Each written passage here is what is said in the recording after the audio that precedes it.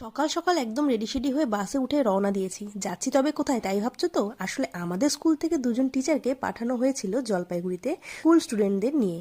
এই যে আমি আর আমার সাথে আরেকজন টিচার বসে আছে, দুজন মিলেই যাচ্ছি স্টুডেন্টদেরকে নিয়ে। আমাদের পাঠানো হয়েছিল জলপাইগুড়ি আনন্দচন্দ্র কলেজ ওরফে এসি কলেজ। এই যে আমরা পৌঁছেও গেছি। হ্যাঁ, তোমরা ঠিকই দেখেছো, আমরা এসেছিলাম সায়েন্স ফেয়ারে। আমাদের স্কুল পার্টিসিপেট করেছিল এই সায়েন্স ফেয়ারে, তাই সেই মতো এসে প্রথমেই টোকেন নিয়ে নিয়েছিলাম। তারপর আমাদের টিফিন প্রোভাইড করা হলো টিচার সবার জন্যই। আমাদের দুই স্টুডেন্ট ওরা যে প্রজেক্ট তৈরি করে নিয়ে এসেছে সেটাই এক্সপ্লেন করছে একে একে সবার কাছে।